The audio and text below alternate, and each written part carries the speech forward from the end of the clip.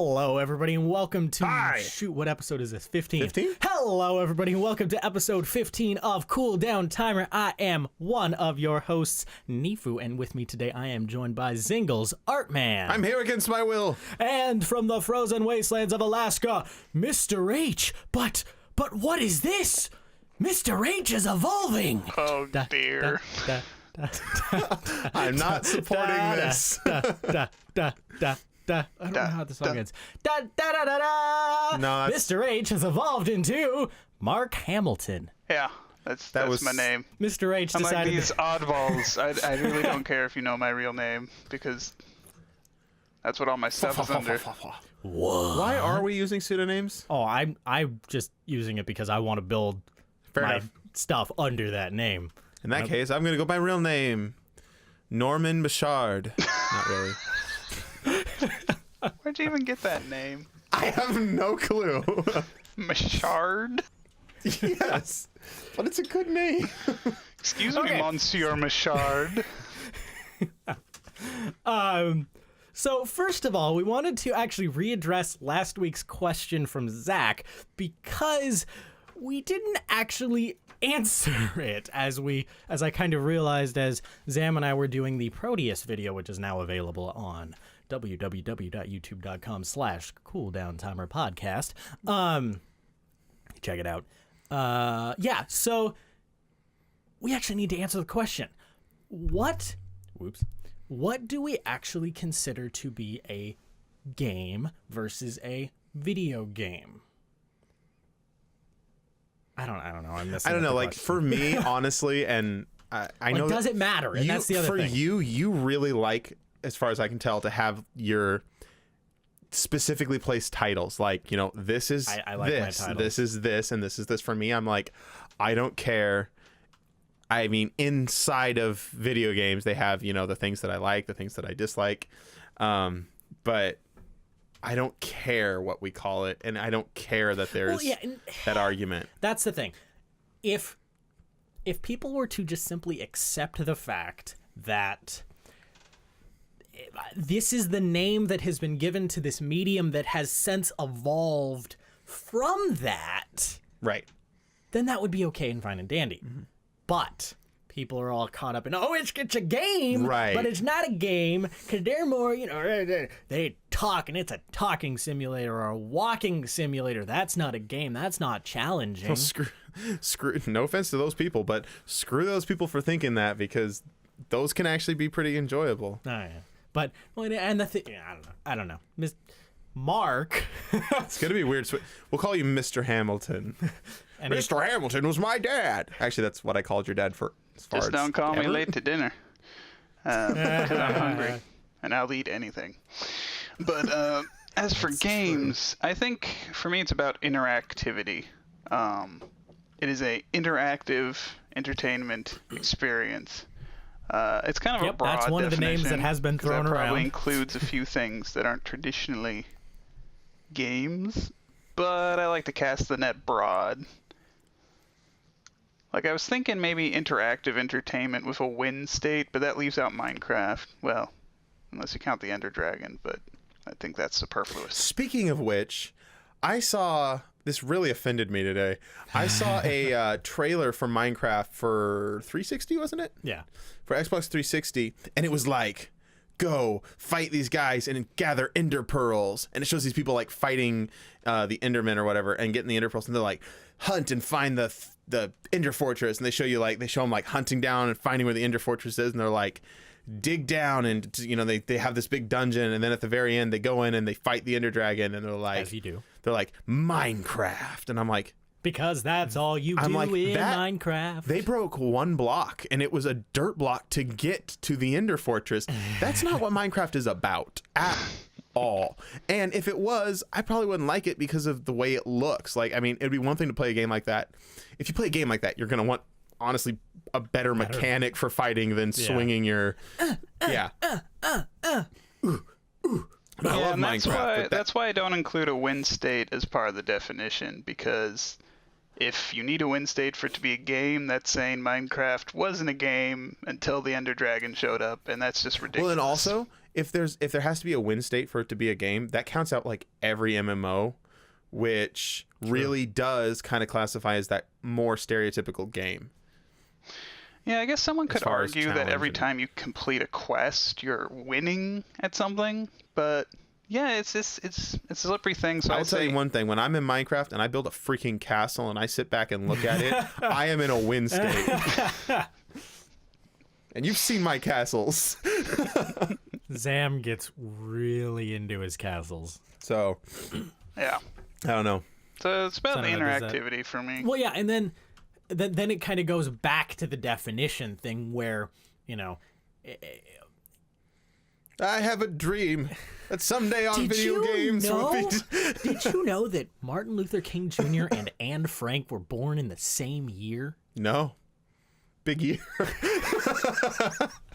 I found that out today, and my mind was like blown. It was like, what? I don't know. Anyway, Back to games. that our video games will be judged by their content, not the color of their box.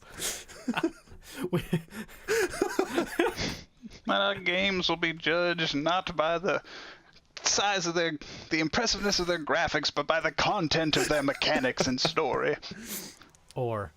Probably need to go or, because then that counts out Dishonored, because that story was horrible, but the mechanics were Yeah, and amazing. like that really, I found that there's a couple things that I go to a game for. Yeah. I go to a game for story and or character, which I'm just going to lump those two in together. Gameplay mechanics is one. I actually really like just open world things. Like I like Skyrim. I like being able to go in there and find the little hidden things where it's just like someone just threw this together and like stuck it in a corner to see, like I ran into this place the other day where it was like way in the corner of this place where you had to like kind of like almost glitch yourself along this hill to get there. And I just went there to see if there was anything there. And lo and behold, there was a crushed house with a log that had fallen through the top of the house and crushed this guy. And his name was like Lamar the Lucky or something like that. And he was crushed by a log. Which reminds me, have either of you seen the new episode of Community yet? Which one? With Troy? Yes. I haven't watched any since the other day when you were over. I don't know what's recent. Okay. Well, the last episode, for us at least, was the episode where Troy left. Oh. It was so sad. Oh my gosh. I don't I think know. they did a good job of sending him off. Oh, they did a fantastic job of sending him off, but we unfortunately can't talk much more about it because I was actually thinking about watching that today, but then I started watching Troll 2 instead. What? I watched Troll 2 instead. Troll I was 2 going to watch instead, that today. No, I think they did a good Oh job. no. What was it? Does he say they're eating her or they killed Eating her? her, and then they're gonna eat me. Oh my gosh. Oh my god. It's pretty bad, but it's pretty wonderfully bad.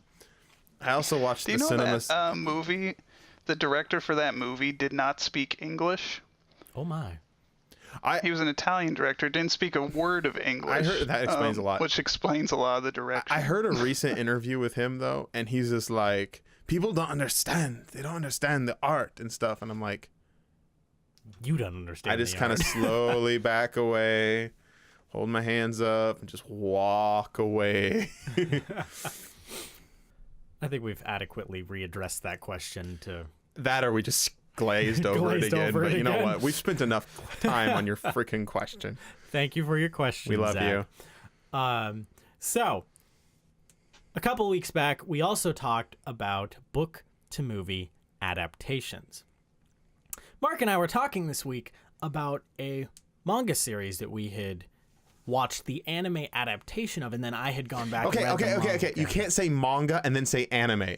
If you're gonna say it manga, anime? you gotta say anime. Oh gosh. I know. It's true. Or you can just be Consistency is stupid.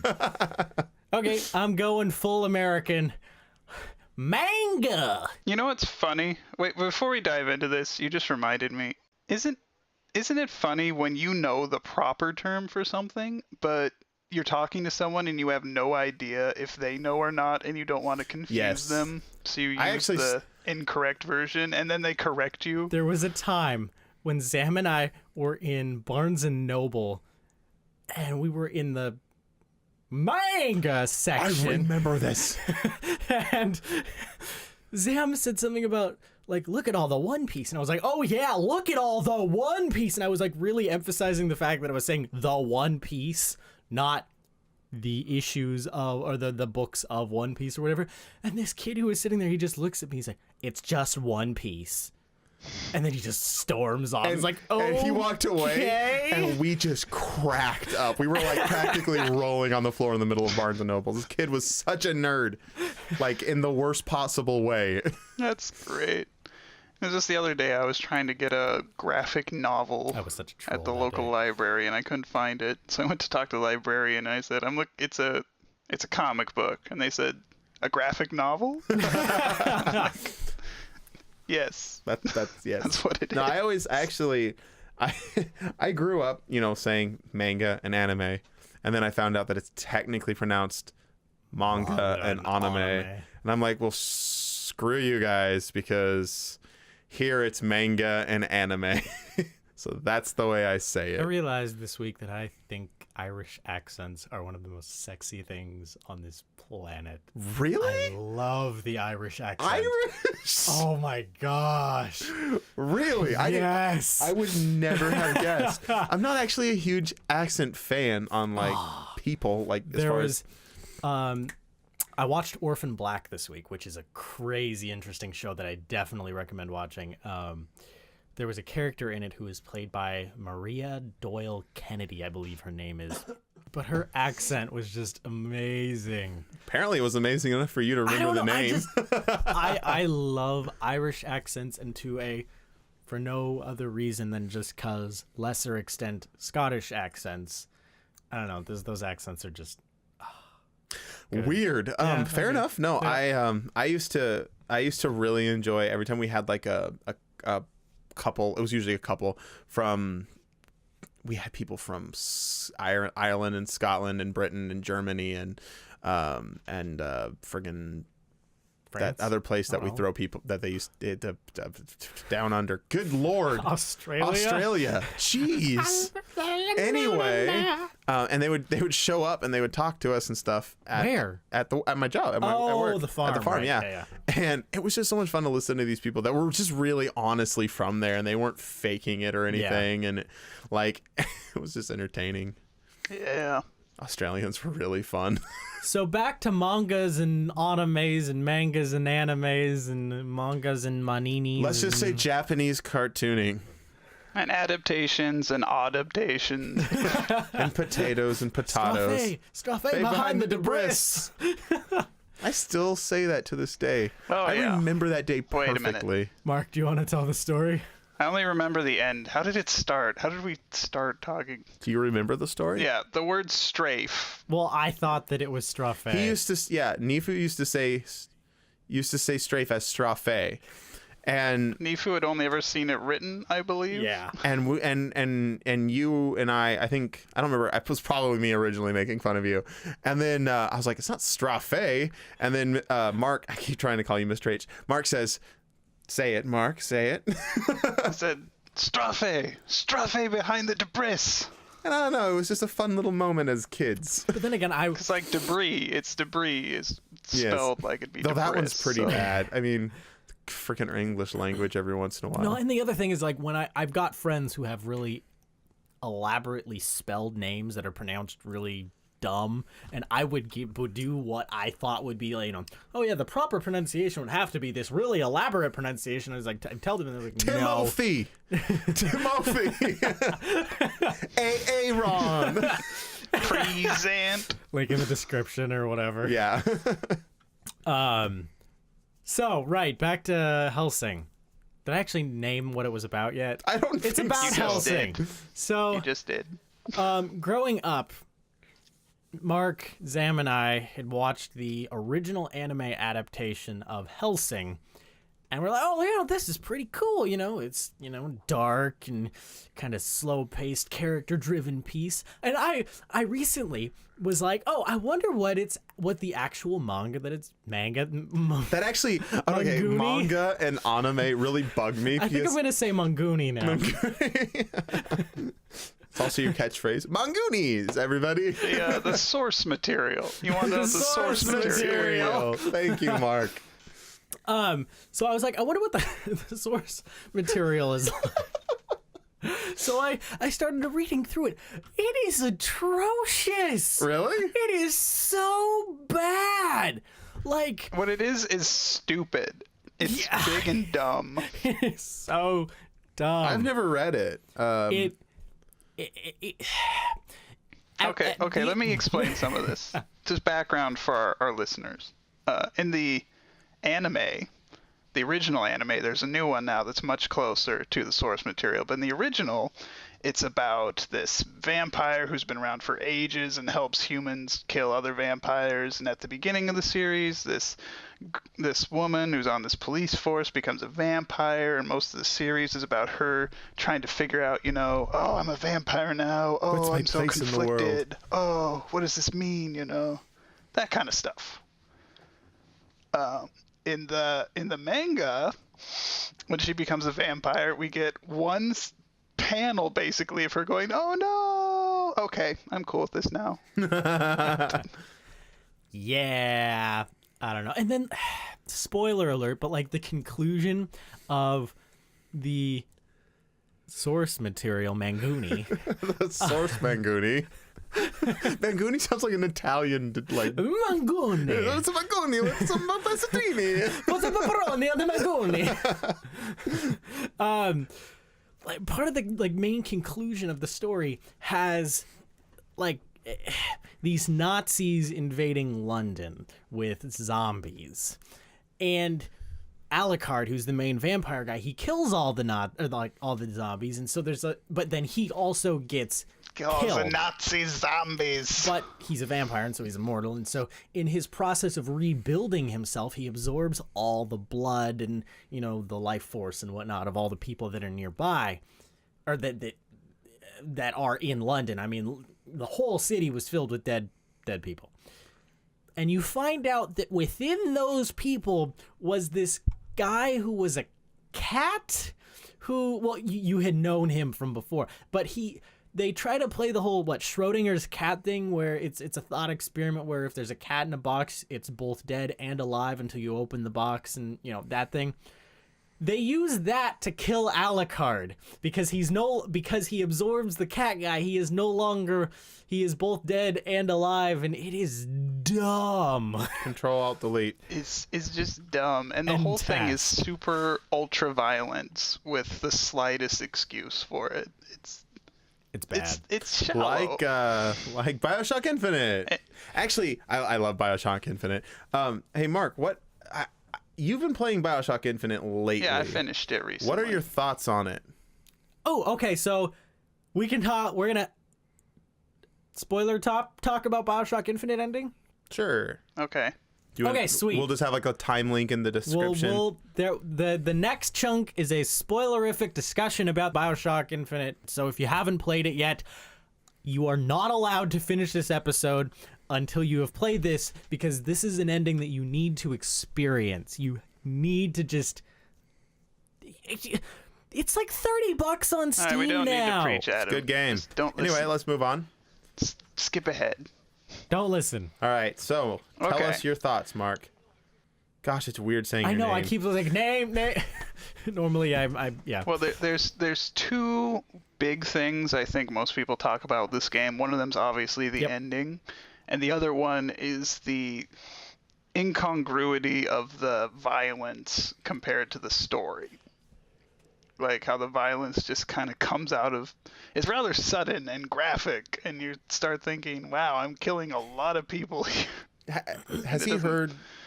Quite fit, but I heard you guys talking about that, I believe, earlier, where you said you just got to go into it remembering this is an FPS. There's a quote expected from the guy from Ken Levine, saying that the way that he kind of thought, like the way that he envisioned things was kind of like a musical, in that in a musical, people just start breaking out into song and dance, and it doesn't actually make sense in reality, but it's just the way that the musical... The tradition around the musical genre has existed, and so in that it breaks out in fight scenes instead. Yeah, exactly. And so, like, I mean, for me, that was a very legitimate reason. Like, I mean, like, I wasn't a huge fan of the combat, but I could totally see where they were coming from with that. And I was like, all right. But honestly, even without that, I'm just not as sensitive to it, I guess. It felt okay to me. Yeah. Because I was really getting into the character of Booker. Yeah. I really actually roleplayed a lot in it. I was very different than my normal self because the game does such a good job of letting you know in the first few, like the first 15 minutes of the game, what kind of person Booker generally is, you know? Mm-hmm. He's apparently the kind of person who, of course we find out this is different later, but who would kidnap some woman to pay off his gambling debts and has a bad past, you know, that sort of thing.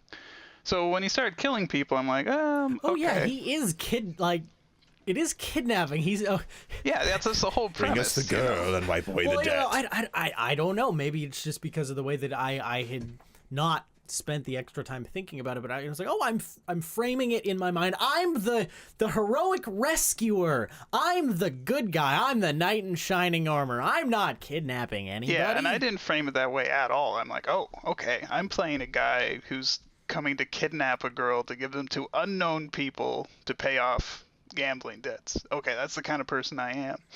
And it's really interesting because I heard some people talking about one of the scene right before it all goes violent is like a choice whether you throw a baseball at this interracial couple, you know, and you can choose to throw it at them or throw it at Fink, or you can just not choose and something will happen anyway. It's an anti-choice. And I was listening to some people talk about this on a different podcast, and one of them said, when they talked about that, one of them said, oh, I threw it at Fink. I don't know why anybody would not throw it at Fink. I mean, really. But the thing is, I chose to throw it at them because I thought, okay, I'm playing this guy, this calculating guy. His cover's going to be blown. True. Obviously, he would throw it. Yeah. You know? He wouldn't want to stand out. Now, in the end, it doesn't matter either way. You get caught. But it just made me kind of like, yeah, why would anybody do such an awful thing? Which actually kind of brings up one of the things about Bioshock Infinite that some people didn't like, is in that a lot of the choices that you make in the game really end up not affecting the narrative much at all. Like, for example, the cage the bird necklace, who you throw the thing at. And one of my friends had made a comment about how, yeah, they may not affect the narrative, but they affect the player in how the player plays it. Yes. Even though the narrative, it changes how the player frames the necklace situation. Thing was an interesting choice, though. Like, it was so little, but, like, I spent so long thinking about that stupid question when it popped up. Did I show you the picture that I found online where it was like the bird, the cage, and then Nicolas, the cage was Nicolas Cage? I think I picked the bird. What'd you pick, Mark? I picked the bird. Well, of course you picked I think the bird. most people pick, right? Yeah, most people pick the bird. Oh, here's a question. When you were playing oh, go ahead. There is one choice that actually does have an effect. And that's when you're trying to get tickets, and it's like, I was about to ask that. Okay, yeah. And on that one, I totally pulled the gun on him because I'm thinking, I'm Booker. I'm cold-hearted. I've just killed a bunch of people. I'm kidnapping this lady, and this is obviously going south. I would pull the gun. And my wife yelled at me for that a bit. She was like, why did you do that? And I'm like, this was going bad. I could tell. Okay. Do you remember that, Zam? It was when you were getting the tickets and the guy was on the phone, and you can either like hurry him along, pull your gun, or whatever. And you don't remember this at all? I think I probably tried to hurry him along or something. Okay, then your options are either you pull the gun and then you just have to fight everybody, or you don't pull your gun and he stabs a knife through your hand. Yep, I had the knife through the hand. And I remember you spend that. the rest of the game with a bandage on your hand. Yep. Because that's the only wound that actually hurts. Yep. You know, when you're getting hit with rocket launchers. I just pulled the gun on him, and I found out later, oh yeah, if you get stabbed in the hand, your aim is slightly off for the rest of the game. Like, really? I made the right choice. That's what I was told. It didn't bother me much. But the other thing I wanted to say is I could tell pretty quickly that these were illusionary choices, that they didn't really matter. But I think a lot of the game is a commentary on that. Like at the very end, when you're taking your little tour through the multiverse and there's all the lighthouses and the path just goes up in front of you. Yeah. Mm-hmm. You can walk to any of those lighthouses, but I know they're all going to lead to the same place. And I Yeah, think it's like how I DM. that's kind of a developer commentary of the illusion of choice in games. It's like, look, you can go anywhere you want, but they all lead to the same place. Yes, the anti-choice. So we probably only have enough time to discuss one final thing, and that, which we will discuss, which apparently Zam isn't actually familiar with, is the drama that happened a couple weeks back regarding King.com and attempting to, copyright Candy and Saga. Or not copyright, but trademark. So, Zam, for you and for the readers that do not know. Readers? Readers. We have readers? Weird. I didn't know we had books. They read the links. They read the links. Well, maybe. There's so many links. We were a link to the past. I mean, to the website. Okay, continue. Okay, so Candy Crush Saga is put out by a company or a website. King. Is this that one like Bejeweled-ish? Yeah, it's like Bejeweled, Okay. but it's got the like this. I've never played it. I have no voice intention of ever like, playing it. No, yeah, tasty, that kind of thing. Okay, so they have in the UK put out a tried to begin the application process for the trademark for the word candy. And the word What? Saga. And in the process of finding out about the fact that they had the word candy, people discovered, or that they were going for the word candy, people discovered that they actually had the trademark for the word saga in the United States.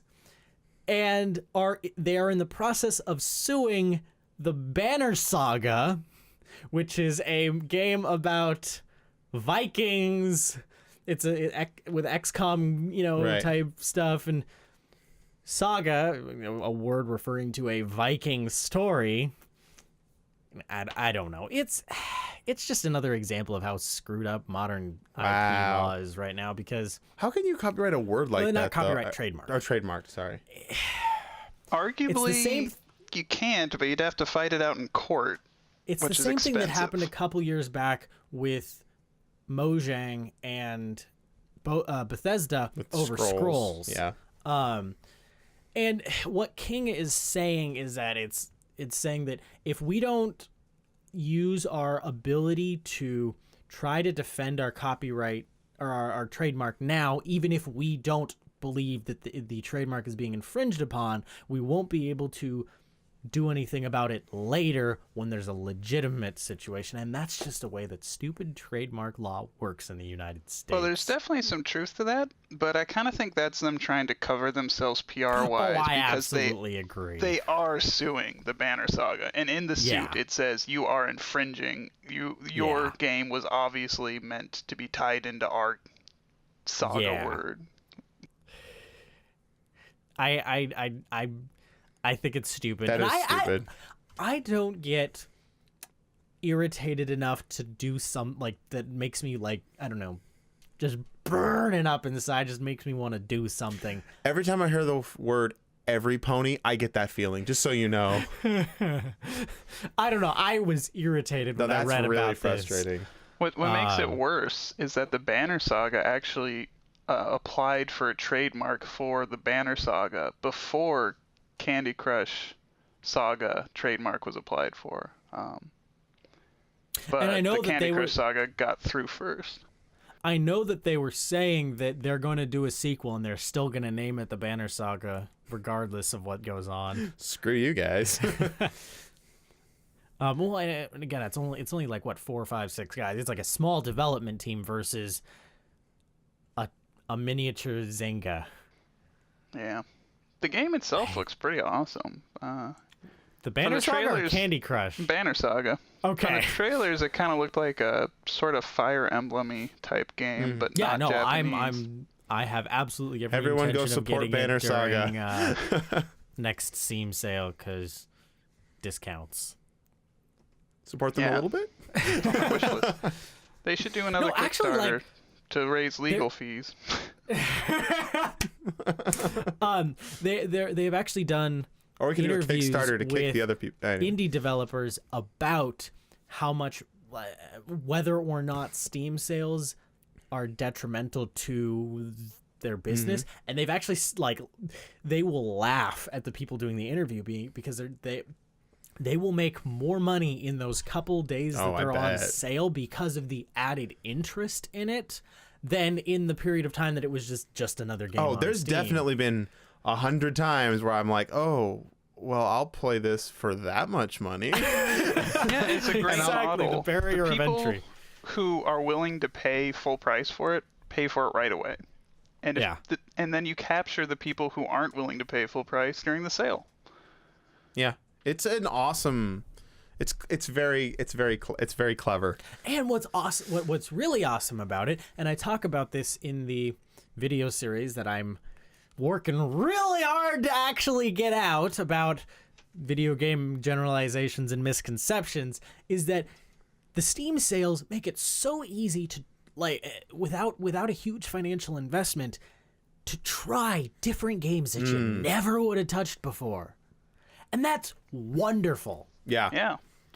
I mean, the Banner Saga looks cool, but I'm not willing to pay full price for it. I'm not even sure if I'm willing to pay like $20 for it or $15 for it, but I'll pay $7 for it.